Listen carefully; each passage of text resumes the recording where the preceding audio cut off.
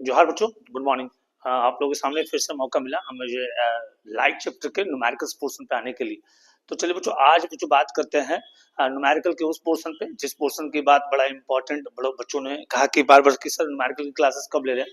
तो चलिए आज हम लोग बात करते हैं जैक एंड सीबीएसई में जो आने वाले न्यूमेरिकल है लाइट चैप्टर से, उस न्यूमेरिकल को थोड़ा सा क्लियर करें बच्चों। उससे पहले थोड़े से कॉन्सेप्ट को क्लियर कर लेना है कि बच्चों न्यूमेरिकल बनाने के लिए फॉर्मूला का कॉन्सेप्ट क्लियर होना चाहिए।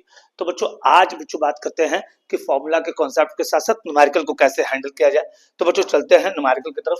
बच्चों ध्यान रखना है कि न्यूमेरिकल कैसे बनाना है और किस तरह बनाना है। मेरे बच्चों ध्यान रखना है कि न्यूमेरिकल के कॉन्सेप्ट में थोड़ा सा कि भैया सबसे पहले समझना है कुछ कुछ के फॉर्मूले। जैसे मेरे बच्चों ध्यान रखना, अगर आपको रिफ्रैक्टिव इंडेक्स निकालने की बारी आ जाए तो रिफ्रैक्टिव इंडेक्स इक्वल्स टू होता है speed of light by velocity. अब भैया वेलोसिटी किसकी, तो भैया स्पीड ऑफ लाइट और वेलोसिटी तो इक्वल ही होता है। स्पीड ऑफ लाइट का भैया मीटर पर सेकंड, वेलोसिटी भी मीटर पर सेकंड। तो वेलोसिटी ऑफ मीडियम मतलब भैया स्पीड ऑफ मीडियम, भैया किसी भी तरह के मीडियम जैसे ग्लास हो गया, एयर हो गया, रेयर टू डेंसर मीडियम में आने के लिए कोई ना कोई तो मीडियम होगा ना, चाहे वो एयर हो जाए चाहे वाटर हो जाए। तो किसी भी मीडियम में आकर के उसके स्पीड की मात्रा क्या होगी, उस स्पीड का चयन करना है मेरे बच्चों। बच्चों याद रखना और भी बातें कि रिफ्रैक्टिव इंडेक्स का मेरे बच्चों अपवर्तनांक का कोई यूनिट नहीं होता है। मेरे बच्चों ध्यान रखना है कि रिफ्रैक्टिव इंडेक्स का मेरे बच्चों याद रखना है कोई यूनिट नहीं होता है। यानी सीधी सी बात ध्यान रखना है, नो यूनिट। अगर एग्जाम में आ भी जाए तो बोला जाए कि अपवर्तनांक का क्या यूनिट होता है, तो बोल देना बच्चों कि इसका यूनिट नहीं होता है, इसका कोई यूनिट नहीं होता है। बच्चों तो क्वेश्चन आता है कि light enter a glass plate of refractive index 1.50 from air, what is the speed of light in the glass. तो बच्चों बड़ा इजी, अभी हमने कहा कि भैया रिफ्रैक्टिव इंडेक्स निकालने का फॉर्मूला क्या होता है, mu equals to c by v. बच्चा अब सी बाई वी तो म्यू, भैया रिफ्रैक्टिव इंडेक्स अभी हमने क्या बोला कि कोई यूनिट नहीं होता है मेरे बच्चों। तो यहाँ पर 1.50 का कोई यूनिट नहीं है मेरे बच्चों। तो यहाँ क्या कर देंगे, तो यहाँ पर कर देंगे 1.5 equals to speed of light की वैल्यू कितनी होगी 3 × 10⁸ मीटर पर सेकेंड। और बच्चा भी निकालना है तो बच्चा क्रॉस करते हैं तो भी इक्वल्स टू हो जाएगा 3 × 10⁸ बाई 1.5। बच्चा पॉइंट निकालेंगे ऊपर की ओर 0 बैठा देंगे, 15 2 30, आंसर आ गया 2 × 10⁸ मीटर पर सेकेंड। बच्चों बात करते हैं नेक्स्ट क्वेश्चन की तरफ। अगला क्वेश्चन हमारा आता है, बच्चों ध्यान रखिएगा, हो सके तो स्क्रीनशॉट ले लीजिए, हो सके तो इसका आप स्टडी कर लीजिए, हो सके तो आप अपने कलम की रफ्तार को मेंटेन करते हुए इसे जल्द से जल्द सॉल्व करें। बच्चों अगला क्वेश्चन जो चलते हैं, बच्चों नेक्स्ट क्वेश्चन आता है। अब बच्चा हमारे पास नेक्स्ट क्वेश्चन जो है वो पावर ऑफ लेंस पे। बच्चा इसके दो कॉन्सेप्ट होते हैं, या तो आप पावर ऑफ लेंस यानी लेंस की क्षमता निकाल दीजिए या फोकल लेंथ निकाल दीजिए। बच्चों फोकल लेंथ निकालना तो थोड़ा सा आसान होता है। भैया गुरुजी बोले जाते हैं कि फोकल लेंथ निकालने के लिए रेडियस ऑफ कर्वेचर बाय 2 लगा सकते हैं, या तो फोकल लेंथ निकालने के लिए या तो हम मिरर फॉर्मूला यूज कर लेंगे। बच्चों पावर ऑफ लेंस के रिस्पेक्ट के लिए आपको फोकल लेंथ का फॉर्मूला अलग हो जाता है। बच्चों ध्यान रखना है, सबसे पहले फॉर्मूला का हमने बोला भाई था, फॉर्मूला का कॉन्सेप्ट पहले क्लियर कर देंगे। तो भैया पावर ऑफ लेंस का जो होता है बच्चा फॉर्मूला वो होता है 1/8। बच्चा याद रखना है, अगर कोई डिफिनेशन भी पूछता है कि पावर ऑफ लेंस होता क्या है, तो बच्चे डिफिनेशन बोल देना it is the reciprocal of focal length. क्या बोलना है मेरे बच्चों, it is the reciprocal of focal length बोलना है मेरे बच्चों। और बच्चा याद रखना है पावर ऑफ लेंस हमेशा फोकल लेंथ का उल्टा होता है, जिसका एसआई मात्रक बच्चा एसआई यूनिट क्या होता है, तो एसआई यूनिट याद रखना है मेरे बच्चों डायोप्टर होता है मेरे बच्चों। ध्यान रखना है डायोप्टर होता है। अगर फोकल लेंथ निकालने दे दिया जाए तो यहाँ हो जाएगा बच्चा ये हमेशा फोकल लेंथ जो होता है वो पावर ऑफ लेंस का क्या होता है बच्चा, याद रखना है एक दूसरे का इनवर्सली प्रोपोर्शनल होता है। और ये फोकल लेंथ भी reciprocal of power of lens होता है मेरे बच्चों।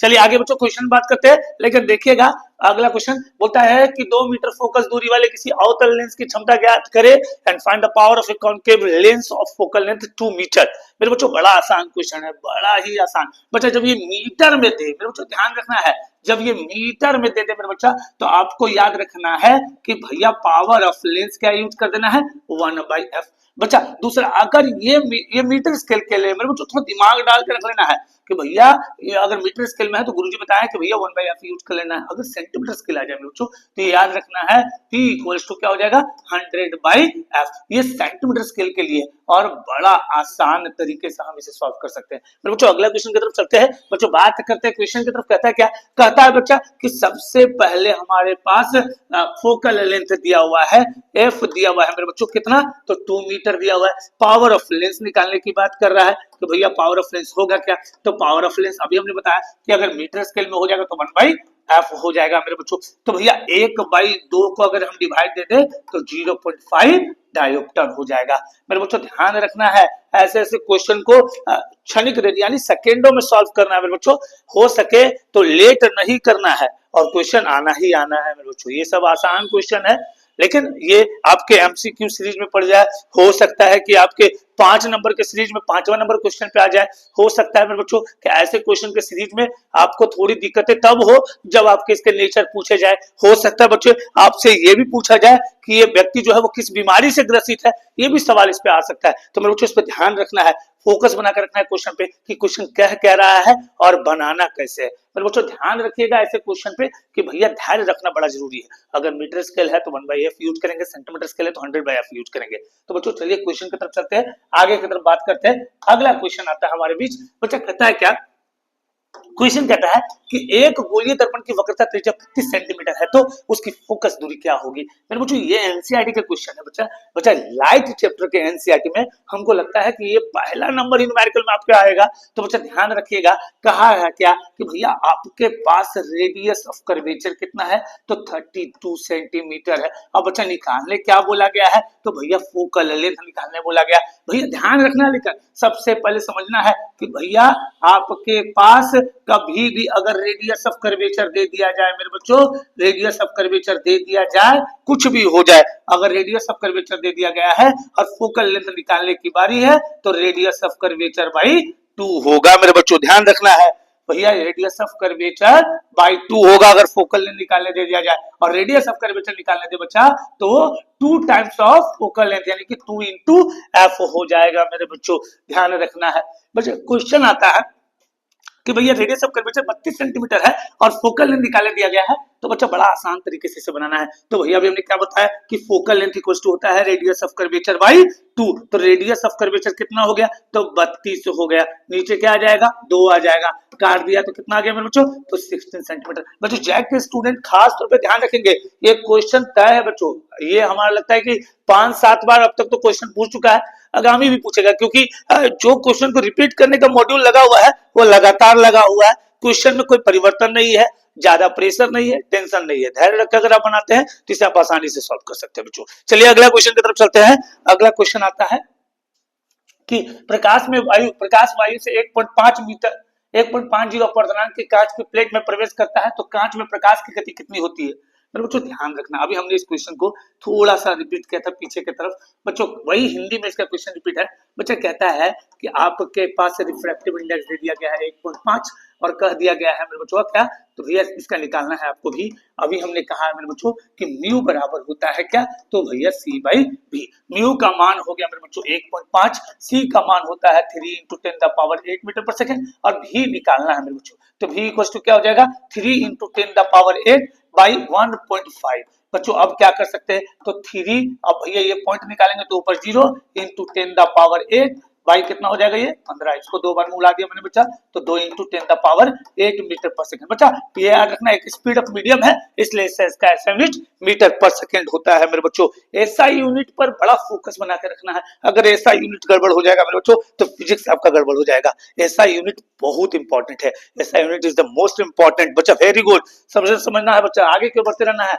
नेक्स्ट अगला क्वेश्चन आता है बच्चों कि बच्चा अगर मान लेते हैं कि क्वेश्चन का लेवल और थोड़ा टफ कर दिया जाए, मान लेते हैं मेरे बच्चा कि अभी हमने कहा कि अगर गुरुजी मान लीजिए आपने क्वेश्चन का जिक्र किया कि पावर ऑफ लेंस निकालने की जिक्र है और फोकल लेंथ आपके पास कितना दे दिया गया है, तो बच्चा फोकल लेंथ आपका दे दिया गया है 50 सेंटीमीटर और कह दिया गया है कि अगर वो जो मरीज है उसे दूर दृष्टि में काफी दिक्कतें हैं, यानी कि उसे दूर का जो विजन है वो क्लियर नहीं है, या ये भी हो सकता है मेरे बच्चों कि अगर ये फोकल लेंथ के आगे प्लस दे दिया जाए तो ये भी कह सकता है कि वो मरीज किस बीमारी से ग्रसित है। तो बड़ा ये भी लेंथी क्वेश्चन हो जाता है मेरे बच्चों, ध्यान रखना है। तो सबसे पहले हम क्या करेंगे, तो यहाँ पर बोल दिया गया है हमें क्या, तो भैया नेचर बता दीजिए, हो सकता है डिजीज बता दीजिए, बड़ा सारा क्वेश्चन कुछ भी हो सकता है। सीबीएसई वाले तो काफी परेशान रहते हैं कि क्वेश्चन का लेवल क्या रहेगा, क्या पूछा जाएगा, इसकी कोई गारंटी नहीं होती है, लेकिन ध्यान रखना है कि भैया कैसे बनाया जाए इसे। बच्चा सबसे पहले अभी हमने क्या कहा कि अगर सेंटीमीटर स्केल में रहे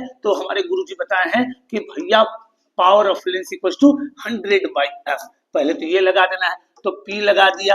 अब 100/f के चक्कर में भैया क्या करना है, तो 100 तो हो गया, f का मान क्या हो गया 50, प्लस में है मेरे बच्चा, बड़ा इजी है, पहले तो इसको हम काट देते हैं, तो कितना आ गया, तो P इक्वल्स टू +2 डायोप्टर। अब बच्चा ये तो आ गया, अब डिजिट कैसे पता लगाए, नेचर कैसे पता लगाए, तो मेरे बच्चों ध्यान रखना है, ये कॉर्नर की तरफ आपको थोड़ा ध्यान रखना है। भैया प्लस अगर रहे तो आपका जो लेंस है वो कॉन्वेक्स लेंस है मेरे बच्चों, इसको ध्यान रखना है। अगर प्लस है तो वो कॉन्वेक्स लेंस है, अगर वो नेगेटिव है मेरे बच्चों तो वो कॉनकेव लेंस है। ये भी बातें आपको दिमाग में डाल कर रखना है।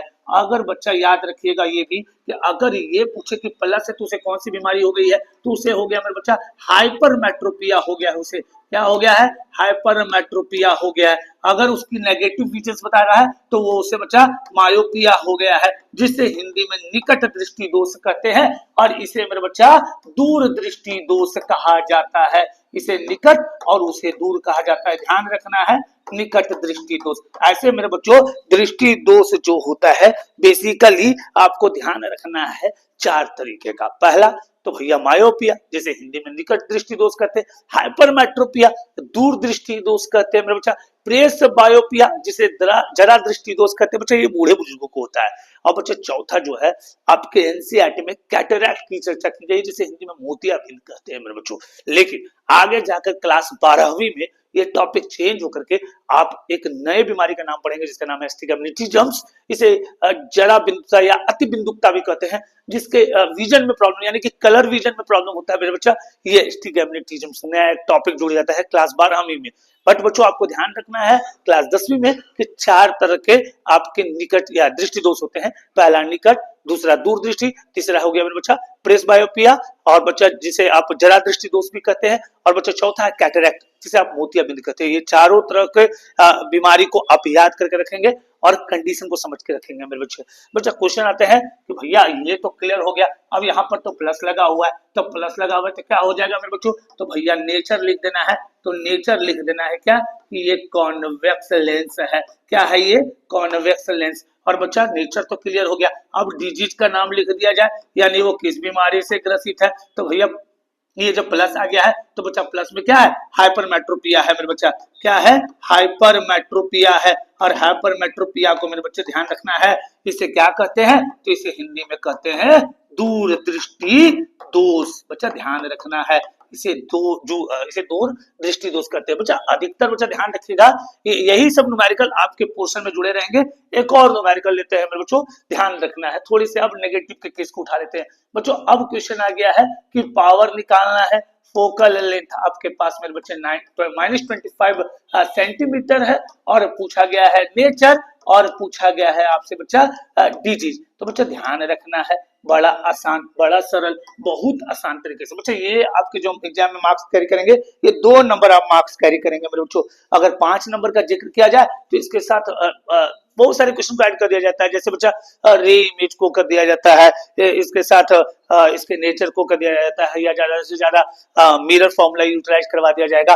हो सकता है बच्चे कि इसके साथ आपके साथ लेंस फॉर्मूला यूटिलाइज कर दिया जाए, लेंस का यूटिलाइज करते हुए आप पावर ऑफ लेंस निकाल दीजिए, फोकल लेंथ निकाल दीजिए। तो बहुत सारे क्वेश्चन बनते बच्चे इस चैप्टर से। न्यूमेरिकल की कमी नहीं है, कॉन्सेप्ट की कमी नहीं है, बहुत सारे कॉन्सेप्ट है, अगर आप पढ़ते हैं मन से तो इसे आप आसानी से सॉल्व कर सकते हैं। तो चलिए मेरे बच्चों अगला क्वेश्चन की तरफ चलते हैं। कहता है क्या, मेरे बच्चों ध्यान रखना है, ये कहता क्या है कि भैया सबसे पहले समझना है कि पहले तो पावर ऑफ लेंस गुरुजी बताए हैं कि भैया सेंटीमीटर रहेगा तो 100/f हो जाएगा, तो power of lens equal to क्या हो जाएगा मेरा बच्चा, तो याद रखना है 100/f हो जाएगा। अब P लगा दिया गया है, ऊपर में 100 और नीचे भैया -25। बच्चा तो -25 तो नीचे देंगे नहीं, क्यों, क्योंकि भैया इसके नेचर के साथ खिलवाड़ हो जाएगा। तो क्या करेंगे हम, इसे ऊपर की ओर दे देंगे, और इसे अगर हम काट दिए बच्चा तो -4 डायोप्टर हो गया। बच्चा नेगेटिव लगा हुआ है तो नेचर तो दिमाग में तुरंत अपने आप आ गया होगा, इसका नेचर गुरुजी कॉनकेव है, इसका नेचर क्या है,